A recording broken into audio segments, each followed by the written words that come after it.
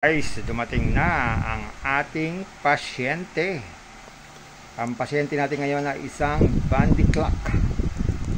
Ang model at ang brand niya ay Takara Model DM100.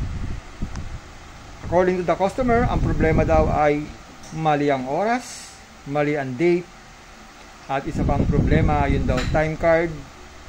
Pagdating ng 16th day o every 16 ay hindi na raw pumapasok ang time card. Hindi na raw sila makapag-time in.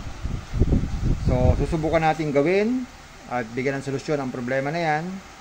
So, samahan nyo ako guys at panoorin nyo kung paano natin isosolve ang problema ng Bandy clock na ito. So, saksak muna natin sa kuryente para ma-check natin kung ano talaga ang naging problema. So, ito yung kanyang power cord. Saksak natin. Yan, naka-power na. At nag-i-initialize na siya. Yan, initialize. Okay, tumigil na siya. Check natin ang oras. Ang oras na nakalagay ay anong oras? Ang lakas ng ilaw natin, ha? Hindi natin na makita. Yan. So, ang oras ay 3:22. Pero ngayon, ang oras na, check natin. Check natin sa ating relo, sa ating cellphone, para makita natin ang oras. Ayan. Ang oras ngayon ay 4:22 ng hapon.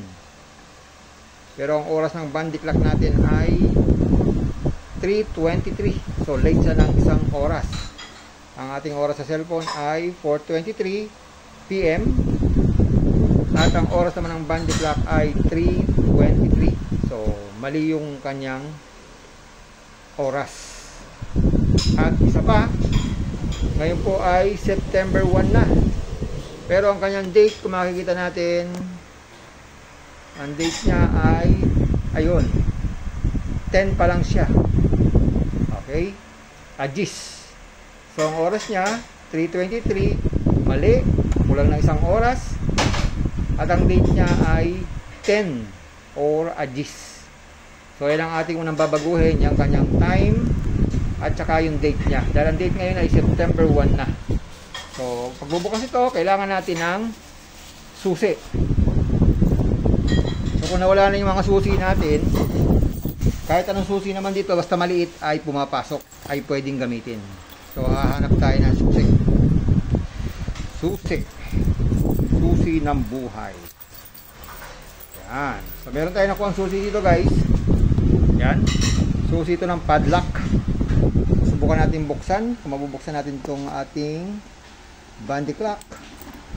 Sana naman pumasok ang ating nakuha ang susi. Ayan, pumasok. Pero hindi siya mabuksan. Kabaligtad lang. Check natin. Kasi pag di natin nabuksan to, wala tayong magagawa. Hindi natin masusolusyonan ang problema itong Bandy clock na to. Ayan, ayaw niya mabuksan. Nahihirapan tayo magbukas. Ayan.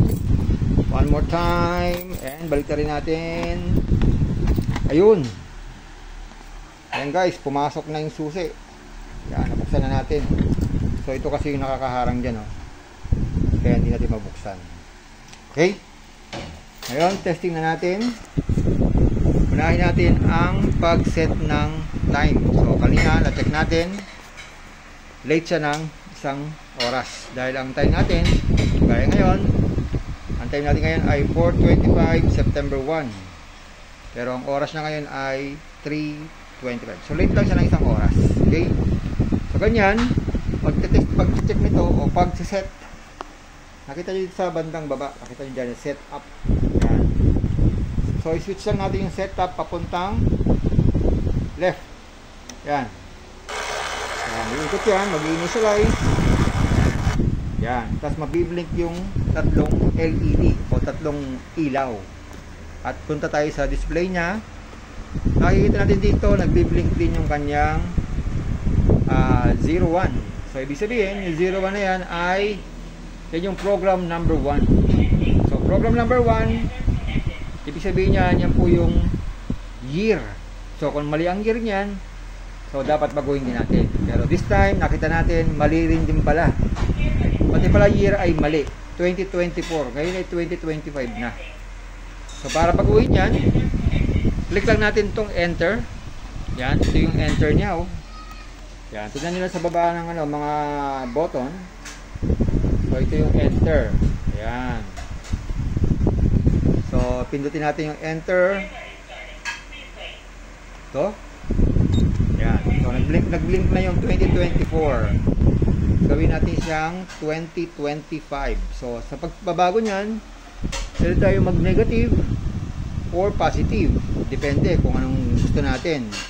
Pero dahil naman yan ay isa lang ang kulang, 2024 lang to, gawin natin 2025, pwede na itong positive na to, gamitin natin. Yan, okay? Isa, ayan, nakita nyo, naging 2025 na. Okay? Pero pag naman siya ay sobra, pwede na natin gamitin itong negative. Halimbawa, 2026 siya. So, kailangan na natin mag-back ng isa, negative tayo. Ayan, tapos pag tama na, click lang natin itong enter. Okay, press lang natin enter. At yan, pupunta na tayo sa program number 2. Ang program number 2 po ay para po sa date. Okay, sa date po ito. So yung unang dalawang digit, yan yung month. At yung pangalawang digit naman po, ayan po yung day. So nagbibiling po yung number 02. So ibig sabihin, nandun tayo sa program 02. Gagawin lang, click lang natin itong enter. Enter lang po yung, click lang po itong enter. Tapos baguhin natin itong 08. So magitan itong positive and negative. Up and down lang po yan. So pag less mo yung negative, siyempre bababa siya. Yan, naging July siya, 7. So 8. So ngayon na September 1 na, gagawin lang natin 9. Ayan. Tapos enter natin, dahil okay na yung kanyang month. Ngayon pupunta naman tayo sa day. Okay, ang day niya ay 10. So, ang gagawin natin? So, mas malapit siya sa 1. Kaya negative na lang tayo. Pababa. Ayan. Ayan. So, 1 na siya. Press enter. Ayan. So, napunta tayo sa program number 3 ngayon. Ang program number 3 ay para sa pagbabago ng oras. So ang oras natin ngayon, tignan natin sa ating cellphone 4:29. Pero ang nakalagay dito sa ating bandy clock ay 15:29 or 3:29. Naka-military time po siya. Okay?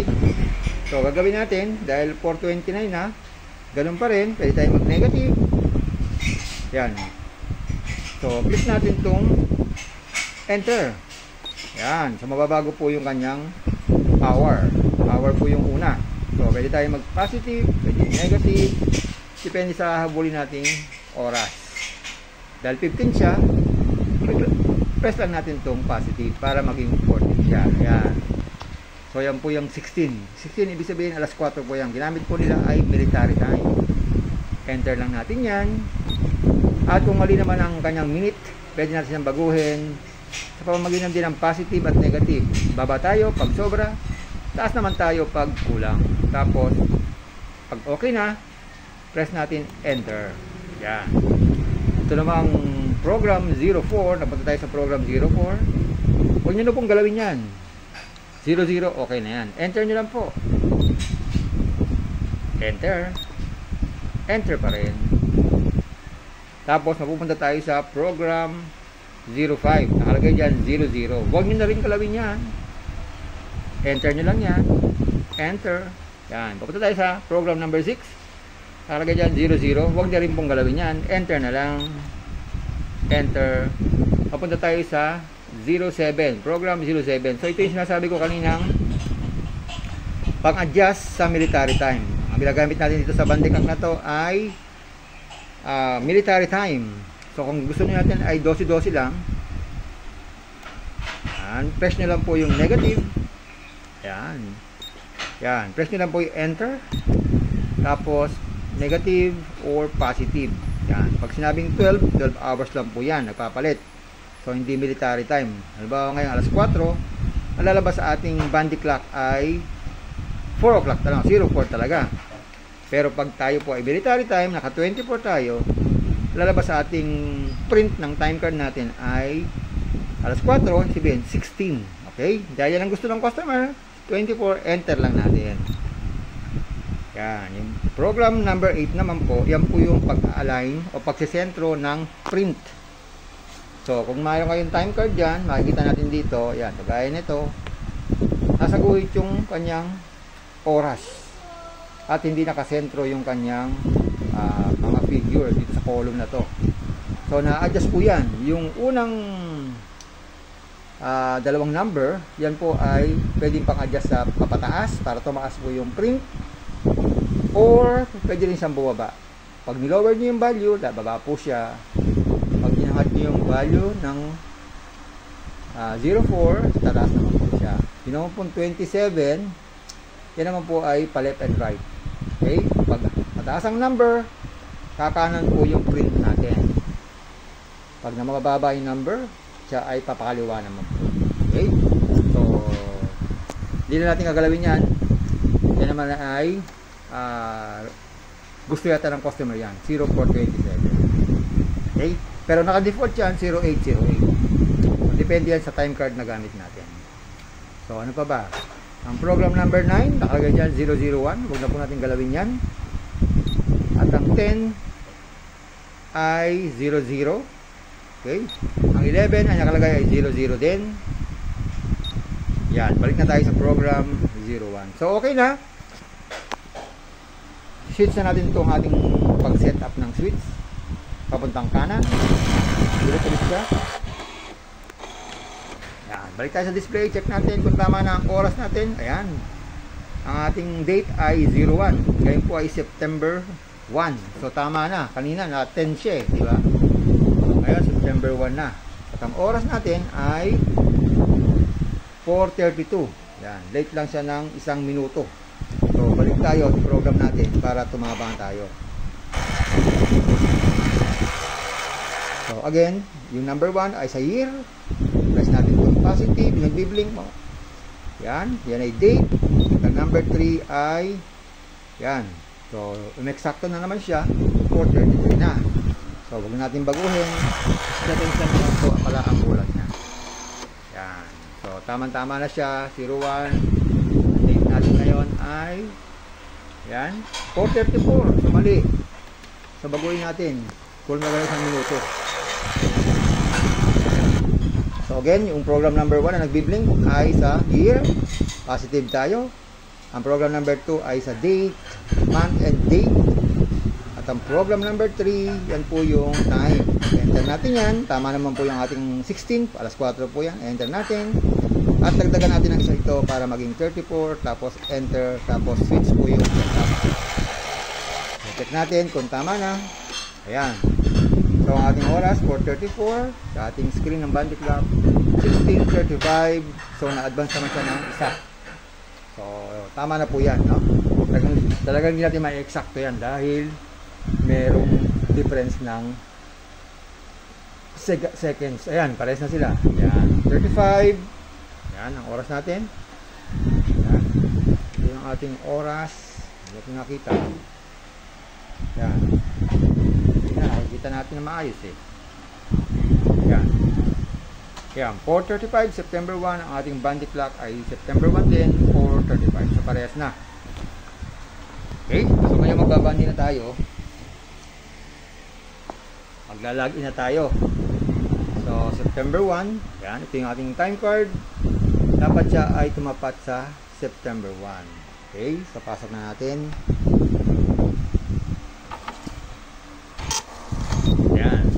Natin.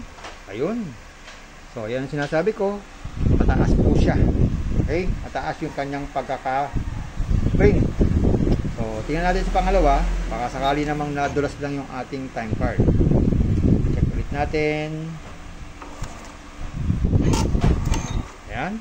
So, sakto na. Ayan. Kaya lang, medyo kumaliwa siya. Okay? So, depende po yan sa time card kasi minsan yung time card natin ay maliit. So, check natin yung ibang time card natin. Ito, subukan natin to. Ito tayo sa number 3. Ayan. So, number 3 tayo. Time in. Hindi dapat pupatak. Ayan. So, nakita natin. Ayan. Pumatak siya sa almost eksaktong-sakto. Ito pa. Sa out tayo dapat dito. Katabi. Tingnan natin. Ito dapat papatak yan. Ayan. Ito. Okay. So, check natin. Ayan. So, medyo mataas talaga siya, no? So, yan. So, babaguhin natin para ma-exacto natin. Okay? So, program natin. Switch natin. Ayan. Punta tayo ngayon sa program number 8. Okay? Number 8. So, press natin itong positive. Hanapin natin yung blink. Nagbiblink na number 8. Ayan. So, enter natin yan. Ang nakalagay dito ay 0427. So, baba natin ng konti. Okay? Enter natin. Bukan natin ng 3. Yan. Kasi ang ating print, tingnan natin. Yan. Ang print kasi natin medyo mataas eh. Tapos nasa kanan siya. So, gawin natin. Enter natin yan. Tapos namang 27. Baguhin natin. Ating ibaba. Gawin natin 20. Yan. Enter. Tapos switch ang setup. Yan. So, test na natin. Dito tayo sa bandang dulo. Yan. Bandang dulo ng time card. Wala pa po na print. Test natin. Ayan. So, dito, almost eksakto na siya. Ayan o. Diba? Almost eksakto na. So, hanap pa tayo ng time card na maayos-ayos. Yung wala pang nakasulat. May mga nakasulat na itong time card natin eh. Meron na ng mga nakaprint. Ubus na ata yung ating time card. Ayan. So, ito guys, oh, wala pa yung out niya. Yung dulong-dulo. Okay? Dulong-dulo dito. Wala pa. Okay? Test natin. Ayan. So, ayan. So, baba pa natin siya at i-adjust pa natin. Okay? So, switch ulit tayo.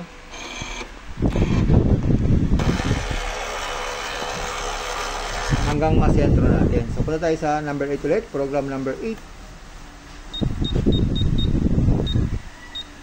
Ayan. Enter natin. Ang gawin natin ay so gawin natin 01. Okay? Tapos ito namang column niya ay babain pa natin, baba pa natin. Gawin natin 15. Yan. Select. Okay, check natin. So dito natin papupuntahin sa in. Yan. Tingnan natin. Test natin to.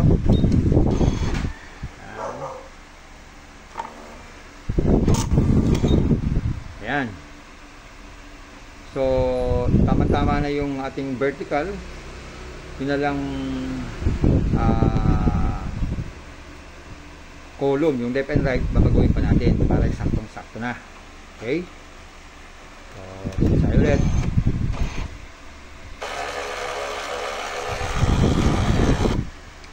So, punta tayo sa program 08.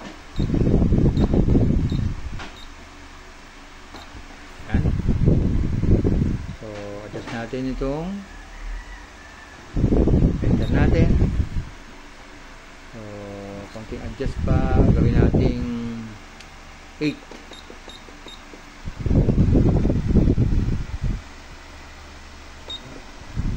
Yan. Enter. Gawin natin ha. Okay, dito natin papupuntahin. Dito. Yan.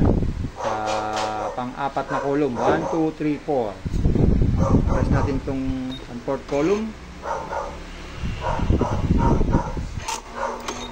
Ayun. Ayan.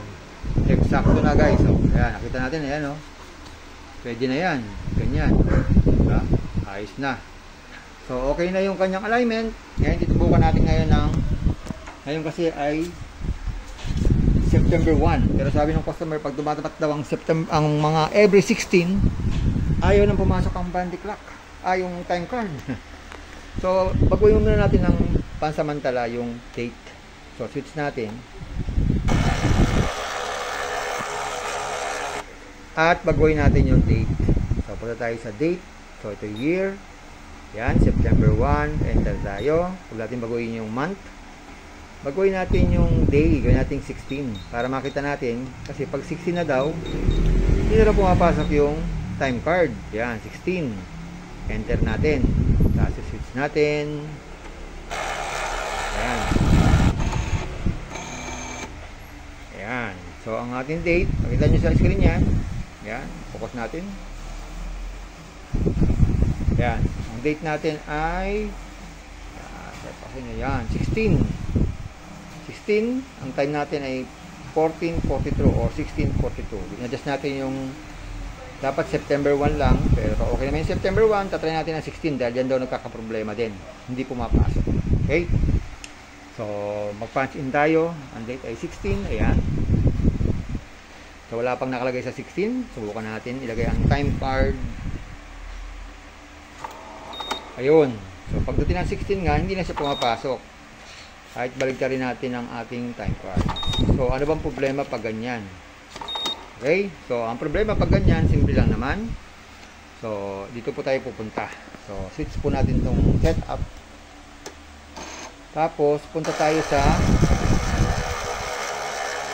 program 11. So, click natin itong positive. Puntang 11. Check nyo yung nagbiblink. Gawin natin 11. 9, 10, 11. Ayan. Pag nasa 11 na po tayo, ang value niya ay 00. Gagawin natin 01. Click natin itong enter. Ayan, nagbiblink na yung 00. Click natin itong positive. Click natin itong enter. Ayan. So, okay na siya. Balik tayo sa 11. Ayan. So, 01 na ang value niya. So, switch na tayo.